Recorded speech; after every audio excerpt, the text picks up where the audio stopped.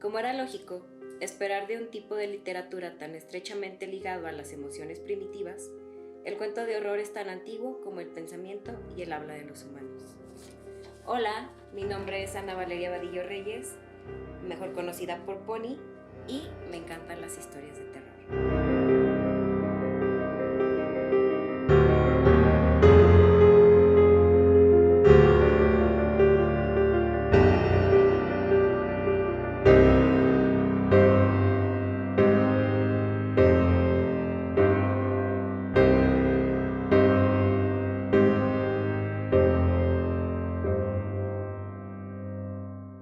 El tema del día de hoy será sobre fantasmas en construcciones y específicamente en casas.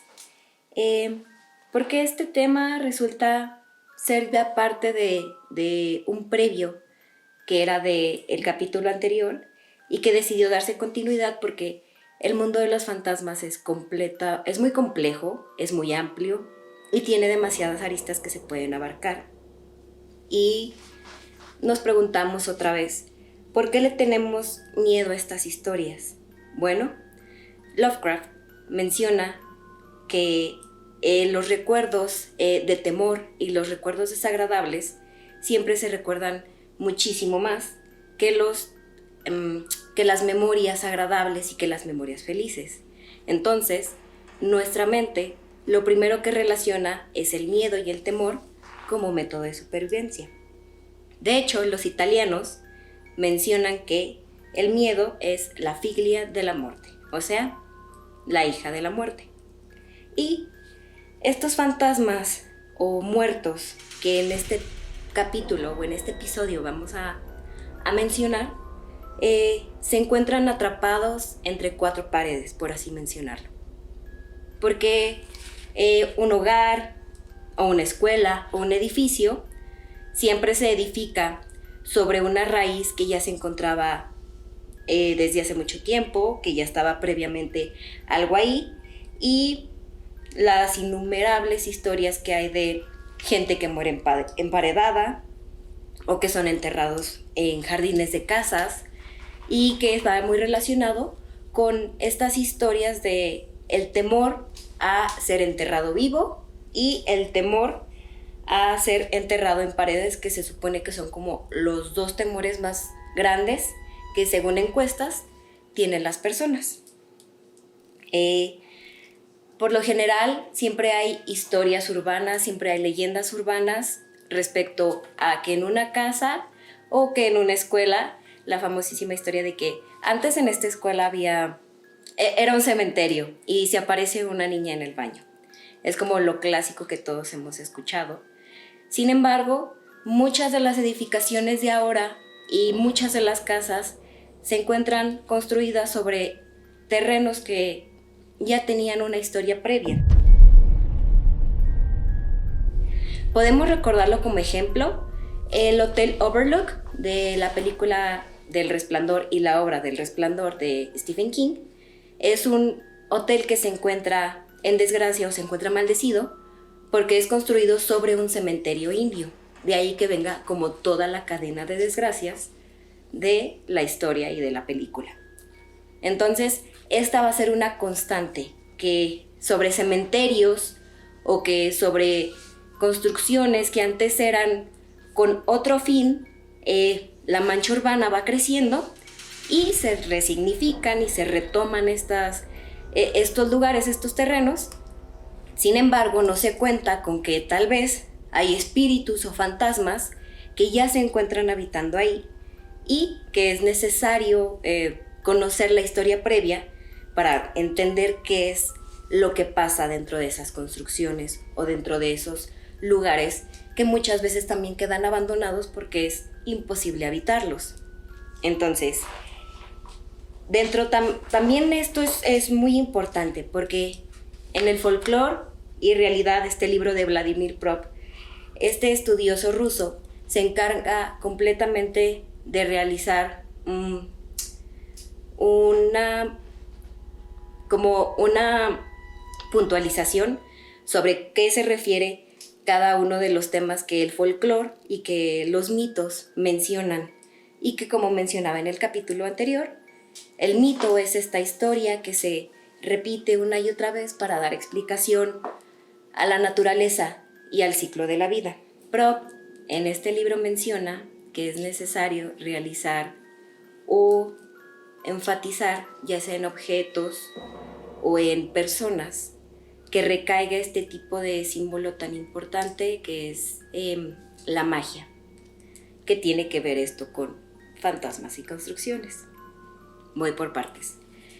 Prop menciona que el hueso humano tiene un poder significativo muy importante, porque el hueso humano permanece durante mucho tiempo, que incluso ahora que nos hemos dado cuenta, gracias a los vestigios que quedan de esqueletos, nos podemos dar cuenta de la historia que tiene la humanidad.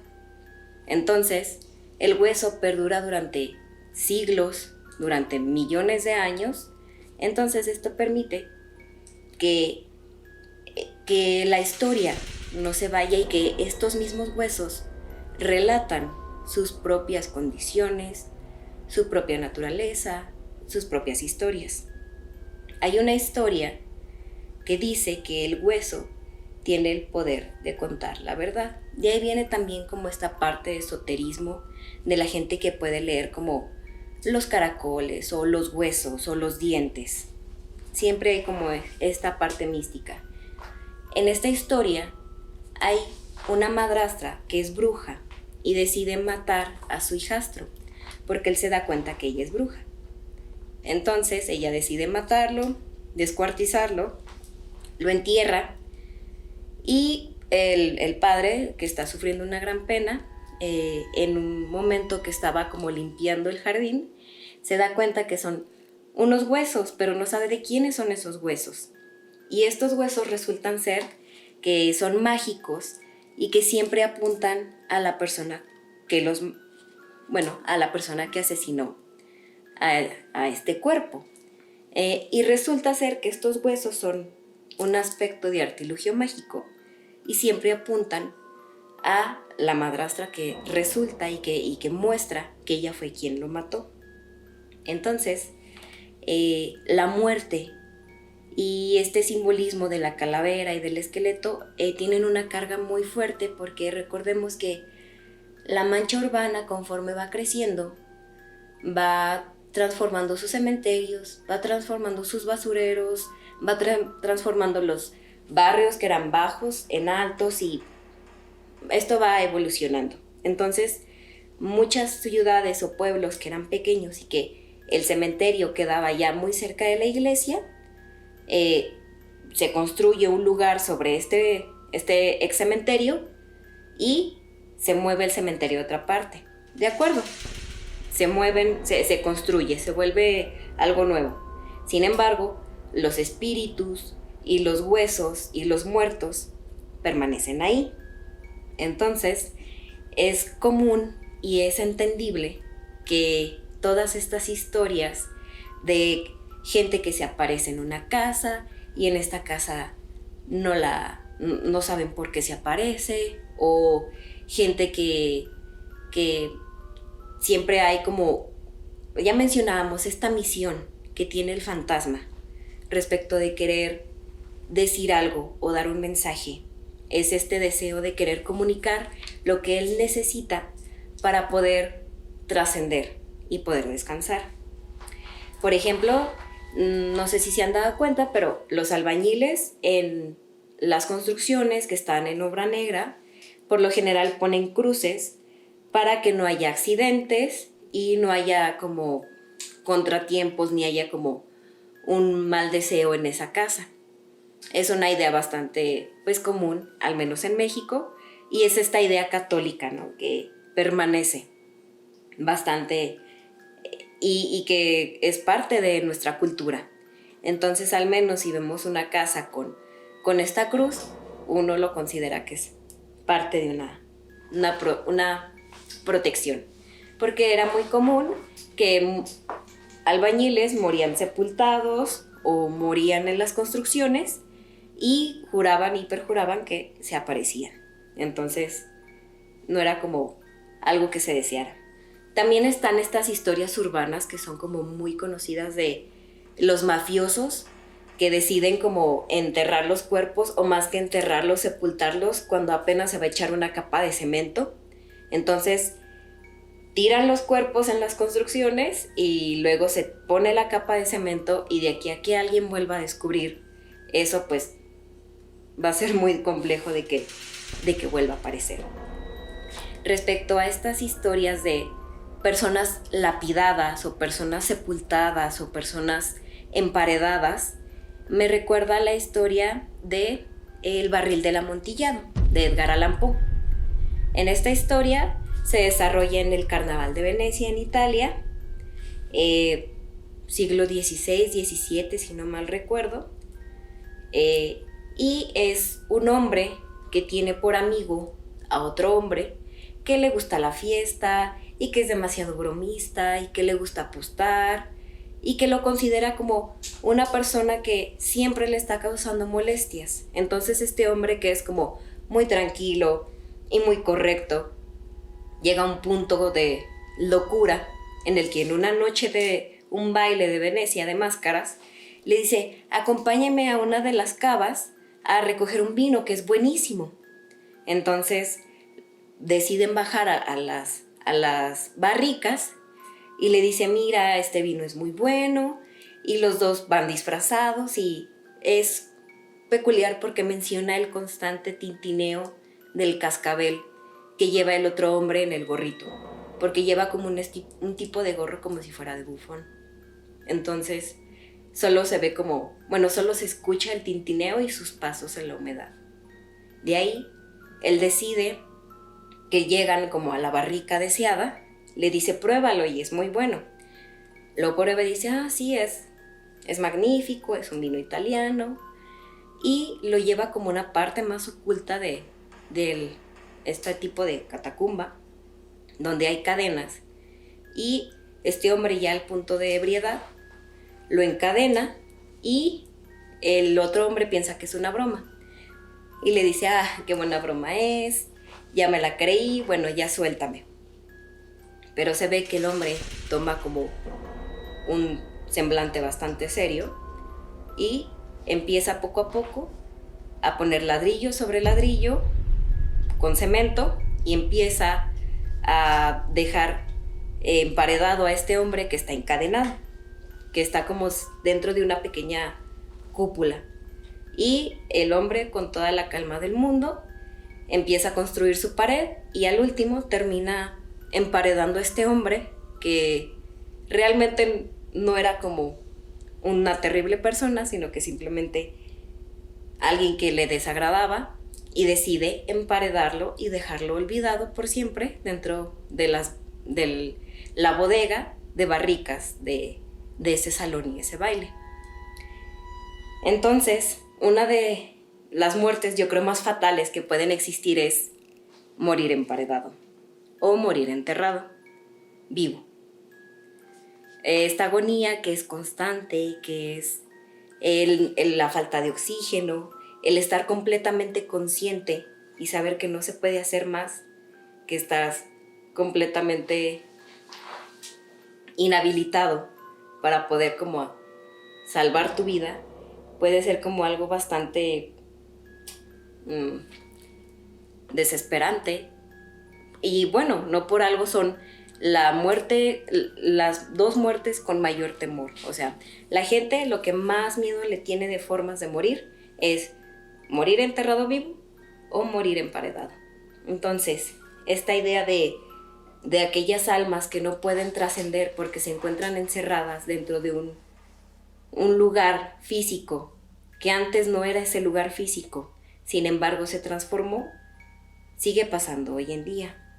Ahora que recuerdo, mi abuelo fue cronista de Río Grande durante más de 40 años. Entonces, a él llegaron a sus oídos un sinfín de historias, que de hecho muchas de ellas me las contó y ahora las comparto. Y algo que también me recuerda bastante sobre estos fantasmas en terrenos o en construcciones es esta famosa historia que se repite constantemente de el tesoro enterrado y que en cierta casa está destinado para cierta persona. En esta historia, si no mal recuerdo, es después de la Revolución, porque después de la Revolución en el Paso de Río Grande hubo muchos villistas, o era pues un momento muy inestable del país en el que pasaban un sinfín de hombres que tenían riqueza, que no se sabía si esa riqueza era lícita o ilícita, pero tenían un tesoro. Entonces hubo mucha gente que decidió enterrar sus tesoros pensando que algún día iban a poder regresar por ellos. Sin embargo, pues la historia y la vida les tenían un destino bastante diferente. De ahí cuenta la historia que hay un hombre que diario pasa por una finca que ya está prácticamente derrumbada.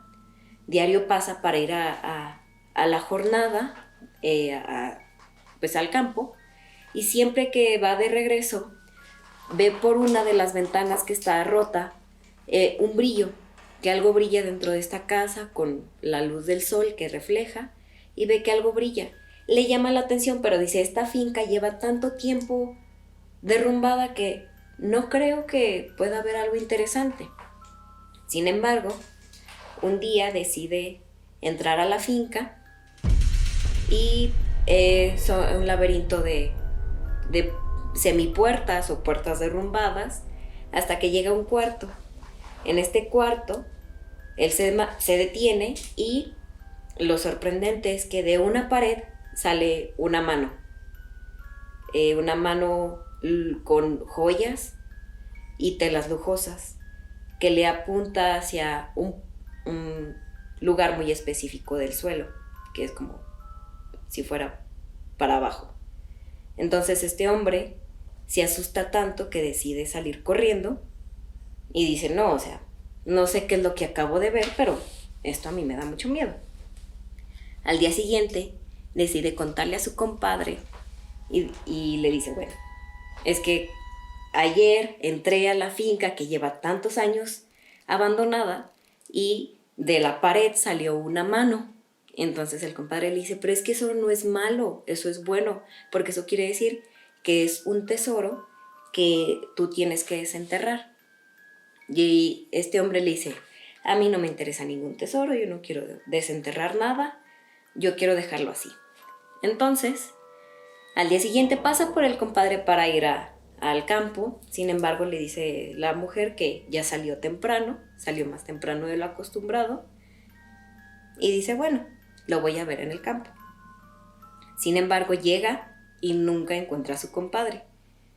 Considera que pudo habérsele cruzado alguna otra cosa. Pero de regreso no encuentra ningún rastro de su compadre. Entonces lo busca por todo el pueblo y no hay rastro de él. Y el último lugar que se le ocurre es la finca. Entra a la finca, pasa por los mismos cuartos y las semipuertas derrumbadas, y su sorpresa es que encuentra a su compadre tirado, con el rostro completamente morado, casi negro, desfigurado, y a un lado de él una caja con un montón de monedas de oro que relumbran. Este hombre se vuelve a asustar tanto, pero se preocupa, que va por sus compañeros al campo y les dice, es que acabo de encontrar a mi compadre y se encuentra muy mal, necesito que me ayuden a sacarlo. Van todos a la finca, lo sacan. Sin embargo, pues ya es tarde y el compadre está muerto.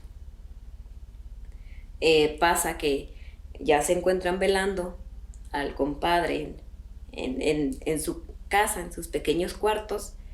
Adentro están rezando las mujeres y afuera se encontraban los hombres, entre tomando mezcal o tomando pulque, que era lo usual. Y este hombre se encuentra muy, muy callado, se encuentra muy preocupado. Y le dicen, ¿por qué estás tan preocupado? ¿Qué es lo que tienes? ¿Qué te ocurre? Y él dice, es que les dice, y les pregunta, ¿y el cofre de monedas de oro? Y le dicen, no había ningún cofre con monedas de oro. Cuando fuimos por el compadre, lo único que había era el cuerpo tirado.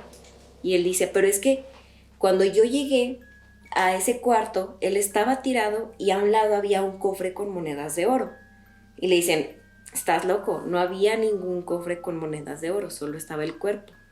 Entonces él se queda como aún más preocupado y del fondo sale un señor mayor, un viejo, un anciano, que le dice, joven o muchacho, lo que a ti te pasó es que ese tesoro era para ti. Ese tesoro tú lo tenías que desenterrar. Pero como tu compadre se adelantó y quiso verse más listo, él quiso desenterrarlo, pero como no era para él, entonces pues terminó muriendo. Porque no era para él, era una maldición. Y le dice, el que debió haberlo desenterrado fuiste tú, porque para eso se te apareció pues la mano que nos cuentas y por eso pasó todo esto. Entonces este joven se queda como súper sorprendido y preocupado. Y bueno, obviamente aparecen más teorías. Hay gente que dice que si se desentierra un tesoro, los mismos gases de los metales son los que asfixian y matan a la persona. Existe otra teoría que dice que es precisamente la que maneja esta historia, que si hay una persona a la cual se le aparece este fantasma, es porque está designado este tesoro y que nadie más puede desenterrarlo. De estos distintos tipos de versiones o de historias surgen porque al menos aquí en México fue muy importante y fue mucha como este legado que dejó la Revolución Mexicana, y que al menos este tipo de historias de tesoros enterrados en pozos o tesoros enterrados en paredes siempre condena a un fantasma a que esté rondando y esté cuidando este tipo de lugares hasta que alguna persona lo desentierre o lo encuentre, pero tiene que ser esta persona indicada. De ahí que hay esta teoría que se dice de que una persona tiene que preguntarle al fantasma, si se le aparece constantemente, qué es lo que quiere. De hecho, la casa de mi abuela en Río Grande se dice que hay un tesoro ahí enterrado. Sin embargo, hace poco se hizo una remodelación completa de la casa y no se encontró nada. Sin embargo, hay algunos de mis tíos que dicen que se caen cosas, que pasan cosas extrañas, que a los albañiles se les aparecieron como 3 veces fantasmas, pero realmente nadie hemos visto nada y nadie hemos encontrado nada. Siguen siendo parte de estas historias que supongo que muchas de nuestras familias y muchos de nuestros conocidos tienen alguna parecida, ya sea de este revolucionario que tiene que descansar su alma hasta que entregue su tesoro y que de alguna manera lo condena, que es como, sí, tú tienes esta ganancia o tú tienes este poder, sin embargo tú tienes que ceder ese poder después de la muerte, que es como normalmente los contratos que se dan en este tipo de historias. Por último, ya gracias a sus colaboraciones y a los mensajes y audios que me han enviado, esta última historia me la envían de Chihuahua. Juan Carlos, muchas gracias por enviarme esta historia. Y cuenta que él es muy allegado a la religión católica y a su iglesia. Entonces, al padre que él ayuda, o que siempre está como acompañándolo, hace un año más o menos, llegan con él y le dicen, quisiéramos hablar con el padre porque necesitamos un consejo. En este momento le dicen, oh, sí, está bien, no hay problema, le hablo al padre.